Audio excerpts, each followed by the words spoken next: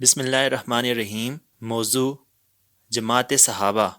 صحیح مسلم میں یہ روایت ہے کہ حضرت عمر بن خطاب رضی اللہ تعالیٰ عنہ نے حضرت عبداللہ بن عباس رضی اللہ تعالیٰ عنہ سے بیان کیا ہے کہ جب بدر کا دن تھا اور دونوں گروہ ایک میدان میں آمنے سامنے تھے اور دوسری طرف آپ صلی اللہ علیہ وآلہ وسلم کے اصحاب صرف 313 تھے اور ان کے پاس ہتھیار بھی کم تھے، اس وقت رسول اللہ صلی اللہ علیہ وآلہ وسلم نے قبلہ کی طرف رخ کیا اور پھر اپنے دونوں ہاتھ اٹھا کر اپنے رب کو پکارنا شروع کیا۔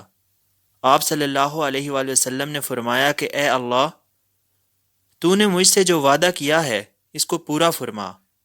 اے اللہ، اگر تو اہل اسلام کی اس جماعت کو ہلاک کر دے گا تو اس کے بعد زمین پر تیری عبادت کرنے والا کوئی نہیں ہوگا۔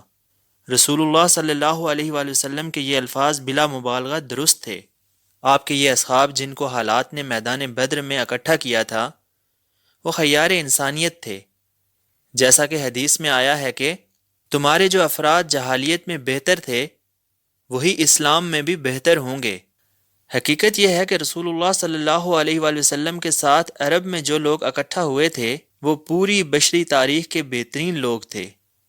وہ لمبے تاریخی عمل کے دوران بن کر تیار ہوئے اور پھر انہیں یہ موقع ملا کہ وہ ختم الرسول کا ساتھ دے کر وہ انقلاب برپا کریں جو ہزاروں سال سے اللہ تعالیٰ کو مطلوب تھا، مگر اب تک وہ وقوع میں نہیں آیا تھا۔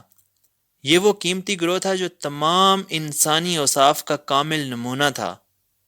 وہ ایک طرف خیار انسانیت تھا تو دوسری طرف خیار اسلام۔